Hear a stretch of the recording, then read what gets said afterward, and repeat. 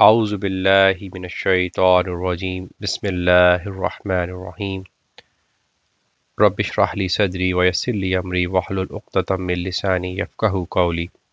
Dear audience, Assalamu alaikum. Today's talk is on the topic that what is the reason for which Allah subhanahu wa ta'ala has created the phenomena of the life and the death. Why Allah subhanahu wa ta'ala gives life to man and why he takes the life back. What is the reason of the creation of the life and the death? I'm going to seek references from the first two verses of the Surah Mulk, which is the 67th Surah of the Kitab-e-Aziz. Allah subhanahu wa ta'ala says in the verse number 1 of the Surah Mulk, تبارك الذي بيده الملك وهو على كل شيء قدير. Hallowed be he in whose hand all dominion rests, since he has the power to will anything. Let us concentrate on this very meaningful verse of the Kitabullah. Allah subhanahu wa ta'ala says, Tabarakallazi, that Allah subhanahu wa ta'ala is Babarkat, he is Tabarak,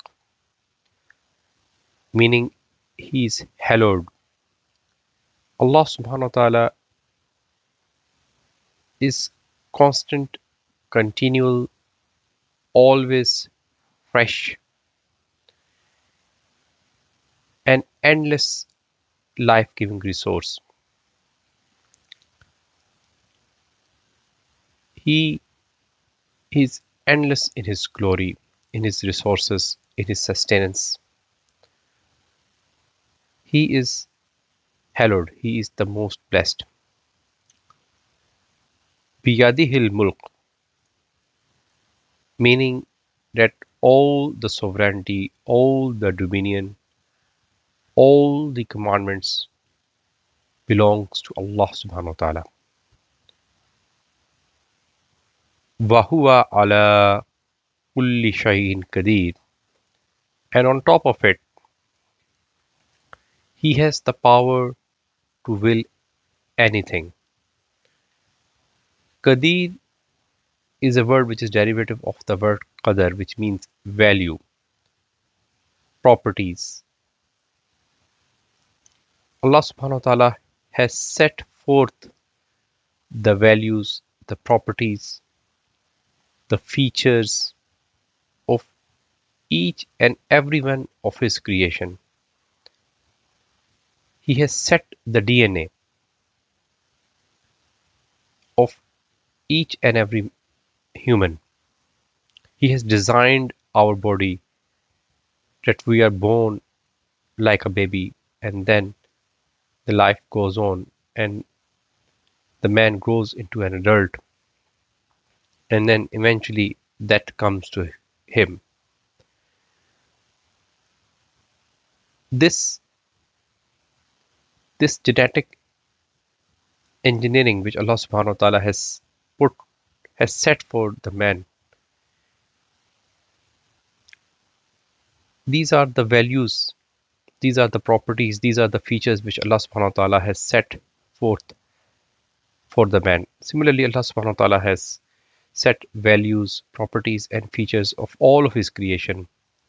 Like the sun comes from the east and sets into the west. And in the Surah Yasin, Allah subhanahu wa ta'ala says, Zalika takdirul azizil alim, that this is the fashion, this is the design, this is the way he has ordered the sun to move, and the sun moves on the sky. In the verse number 2, Allah subhanahu wa ta'ala says, Allazi khalaqal mauta wal hayata liyabluwakum ayyukum ahsanu amala wa huwal azizul ghafur. He who has created death as well as life, so that he might put you to a test and thus show which of you is best in conduct and make you realize that He alone is Almighty, truly forgiving. This is a very meaningful and very important verse where Allah subhanahu wa ta'ala in a nutshell has described the reason why He has created the mankind. Allah subhanahu wa ta'ala says, Allazi khalaqal mauta wal hayata, that He is the one who has created the death as well as the life. And what is the reason behind, what is the purpose of Him creating the death and the life is liyabluwakum, so that he wants to put us to a test. He wants to know liyabluwakum ayyukum ahsanu amala. He wants to filter out, he wants to sieve out, he wants to put the mankind to a test, so that which of his servants, which of his men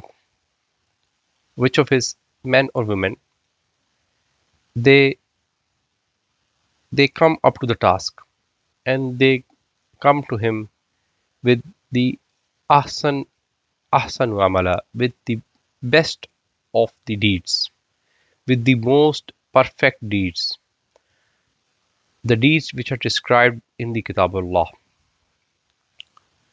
So Allah subhanahu wa ta'ala has created the death and the life, and the reason for the creation of the death and the life is to put the man into a test.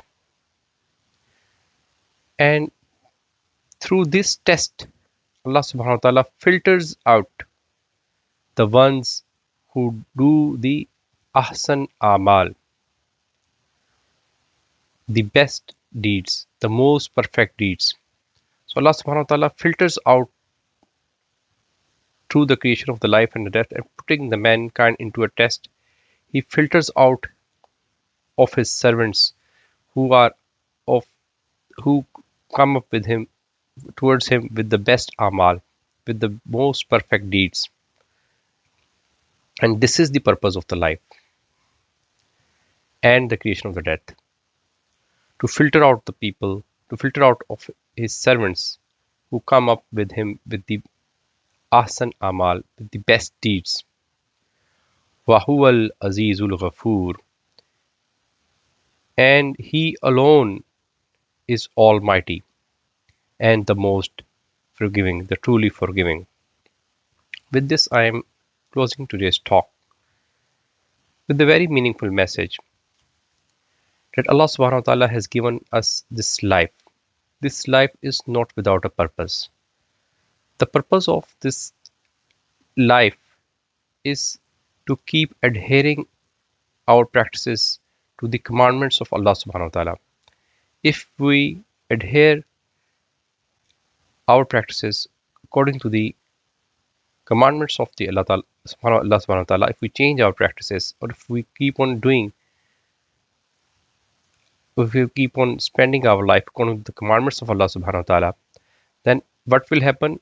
He will filter us out of so many men who are not following His commandments, and this is the purpose of life, to filter out those people who come up with the best amal, with the ahsan amal. And Allah subhanahu wa ta'ala is the Almighty and the most forgiving. With this, I close today's talk and I seek Allah's forgiveness if there's any shortcoming in the delivery of the message. ربنا لا تؤاخذنا إن نسينا أو أخطأنا ربنا ولا تحمل علينا إصرا كما حملته على الذين من قبلنا ربنا ولا تحملنا ما لا طاقة لنا به واعف عنا واغفر لنا وارحمنا أنت مولانا فانصرنا على القوم الكافرين لا إله إلا أنت سبحانك إني كنت من الظالمين جزاكم الله خير.